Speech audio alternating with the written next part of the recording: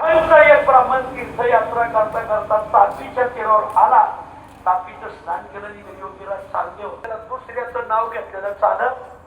तुम्ही कीर्तनाला काय येत नाही ते त्यांचं नामचं पटत नाही, त्यांचं नाव निघत आम्हाला कोणी विचारित नाही, बायकोचं नाव घेत नाही. पण मग महाराज याचा आणि कीर्तनातील अभंगाचा काय संबंध आहे? कोणाचं चुकणं कुठं असेल काही सांगता येत नाही. कशाला विचारिता का कुठून आले? पैठणवर. नवीन काय पाहिजे? वेद श्रुती बोलवण्यात स्वर्गात ते पितर जेव काय करते? हा कुठलाय पैठण?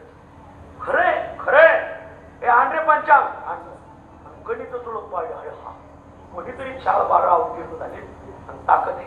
तरी मी चौकशी करा. दोन मंडळी आजपासून माझी पूजा बंद. का? पूजेचे अधिकारी जन्माला आले आता माझी पूजा करायची. हा पिठाच्या दुधाला दूध कुठं? पूजा बंद झाल्यावर मग आमचं दुकान कसं चाललं? आम्हाला लाडू गुलाबजाम हे कसे भेटत? या पदार्थाचा आणि अभंगाचा काय संबंध? महिमा पाहून आपण स्थानभ्रष्ट होऊ नये.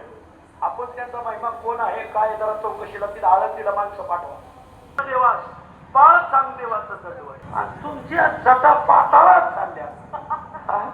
तीर्थरूप ज्ञानदेवा बाळ चांगदेवाचं मग तीर्थरूप लिहावं का चिरंजीव लिहावं? तीर्थरूप लिहावं का चिरंजीव लिहावं? चिरंजीव म्हणो तरी विश्वात्मक, तीर्थरूप तरी बाळदशांग निळोपा. चिरंजीव म्हणावं तर विश्वास बरेच पाठवा. मग त्यांना वाटून याच्यात काहीतरी खुबी आहे आणि याचं उत्तर द्या. असे शिष्य जवळ असले का गुरुचा धंदा टाक्यात केलाच म्हणून सांगायचा. पाठवा. मग पत्र परत पाठवलं.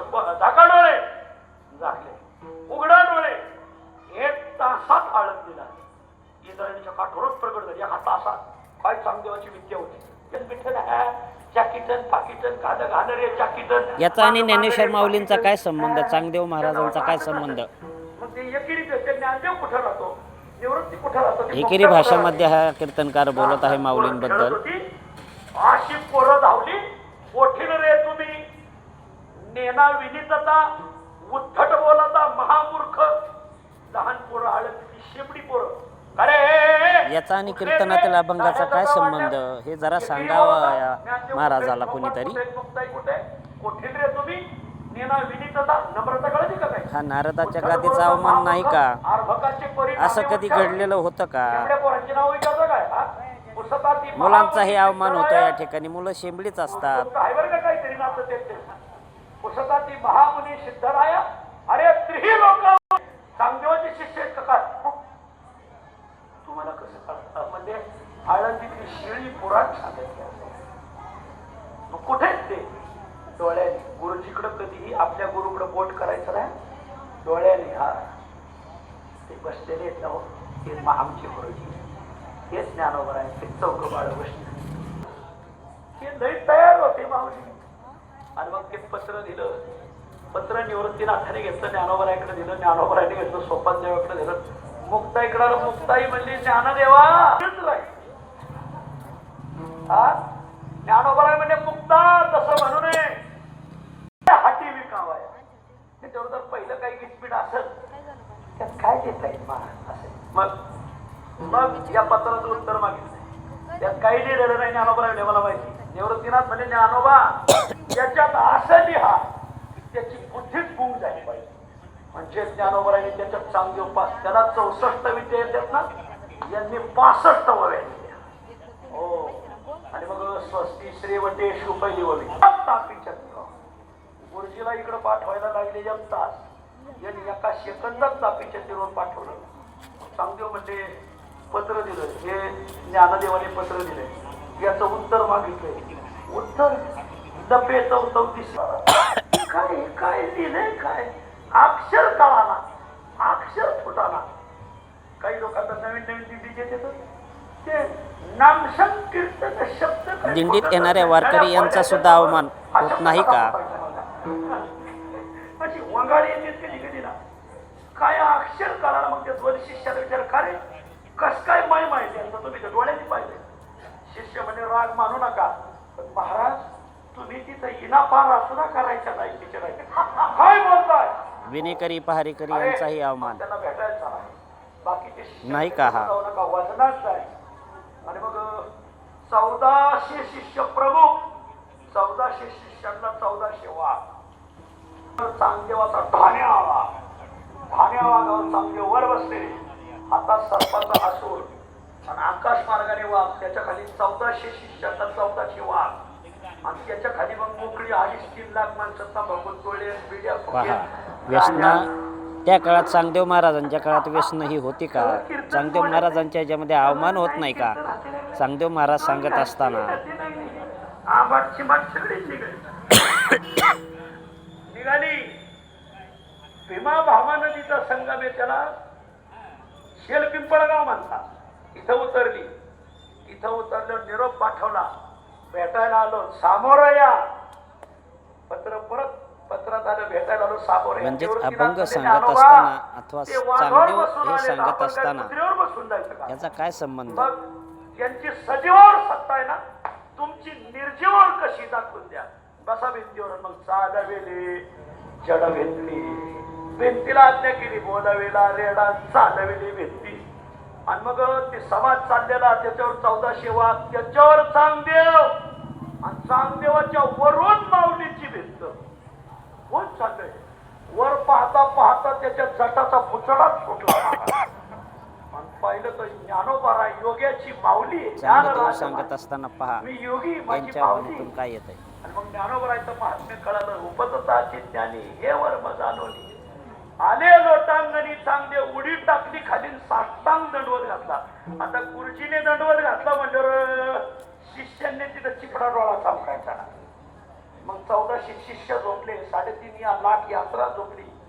आणि मग ते साप बिळांनी शिरले, त्याचे 1400 जणांचे 1400 वाघ, आणि चांगदेवाचं एक, हे 1401 वाघ. हे वाघ कुठे गेले? हे सगळे पुणे जिल्ह्यात, शिरूर तालुक्यात, मावळला, मुळशीला, जुन्नरला, आंबेगावला. हे सांगत असताना हास्य होतो. या काळात पेपर होते का? चांगदेव महाराजांचा अवमान नाही का?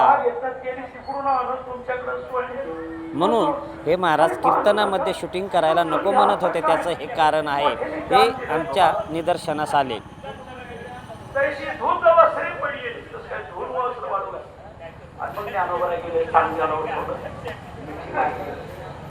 चांगदेवा देव उपदेश माऊली, त्या ओळीचा अर्थ करत नाही आम्हाला.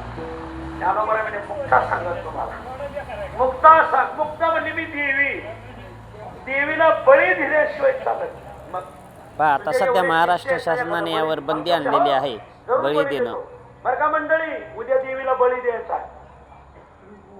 बळी बळी उद्या द्यायचा म्हणजे कीर्तनामध्ये काही सांगून नारदाच्या गादीचा आणि अभंग सोडून सांगणं हे कितपत योग्य आहे? शिक्रापूर, 3ला शिरूर, 4ला नगर, 5 वाजता तांबडा फुटता पार घोडेगाव नेवायचे ते पुढे. यामुळंच शूटिंग करायला हे महाराज टाळत होते, नको म्हणत होते. त्याचा अर्थ हा आपल्या समोर येत आहे. उद्दिष्ट काय त्यांचं?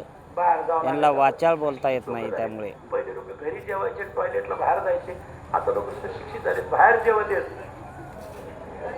घरात येऊन बसत येत. अभंगाचा आणि याचा काय संबंध?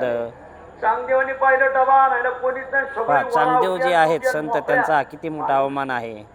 आणि मग मुक्ताई म्हणजे मुक्ताई पुढे मुक्ताई, एक माणूस नाही राहिला बळी द्यायला. चांगदेव म्हणजे माझा बळी घ्या. त्या काळात माणसांचा बळी देतात असे हे सांगतायत. हे पाहायला होते का? जीव बळी नकोय मला, जीव भावाचा बळी. तुमचा जीव भाव सोडा तर तुम्हाला हे ज्ञान. 700 नाही 7च. 7 वर्षाच्या मुक्ताबाई चांगदेव 65 त्याला समजून सांगितले. मग चांगदेव म्हणे, आजी जे जन्मलो गुरुपुत्र झालो मुक्ताईचा,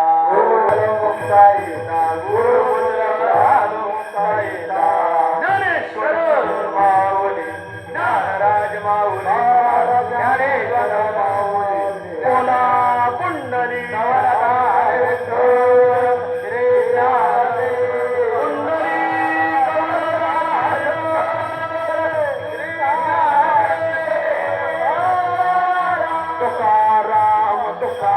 कीर्तनातील चाल नाही झाली.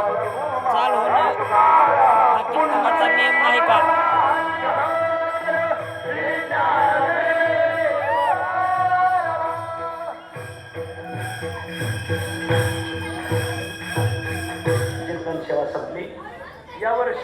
आळंदीला अवताराला येऊन 750 वर्ष पूर्ण होतात. म्हणून आता 12 नोव्हेंबर ते 20 नोव्हेंबर या दरम्यान आळंदीमध्ये आमची महिपती महाराज धर्मशाळा आहे, इंद्रायणी हॉस्पिटलच्या पाठीमागं. तिथं 12 नोव्हेंबर ते 20 नोव्हेंबर मावळीच्या 750व्या प्रकट दिनानिमित्ताने संजीवन सोहळ्यानिमित्त सप्ताह आहे. ज्ञानेश्वरी पारायण हे सत्य बोललेलं आपण 2 टाइम जेवणाची सोय, 2 टाइम चहा, समाजासमोर आणत आहोत. एकटे येऊ नका, गोमूसंगती नाही. ठीक आहे, गोमूसंगती नाही. आपलं 11 नोव्हेंबरला मुक्कामी आळंदीत यायचं, 12 नोव्हेंबरला सकाळी ज्ञानेश्वरी पारायण सुरू होईल. 4 ते 6 पारायण, गोमूसंगती नाही या. 6:30 ते 11 पारायण, 11 ते 12:30 कीर्तन, आणि मग 12:30 ते 3 आदरणीय गणेश महाराज जगताप यांचं आहे. माझी विनंती, 12 नोव्हेंबर ते 20 नोव्हेंबर आळंदीत माऊलीच्या 750 मोठी मोठी पारायण, एक देहूला, एक लातूरला, एक धुळ्याला, एक शेवट पंढरपूरला आहे. तर त्या बातम्या तुम्हाला येता तसा पुढे सांगू. सगळ्यांना विनंती की आपण यावर बातम्या तर यांना पाहिजेत आणि व्हिडिओ शूटिंग तर नको आहे. म्हणजे महाराज नेमकं काय म्हणतात हेच कळलं नाही. कीर्तनातील चाल घेतली नाही आज.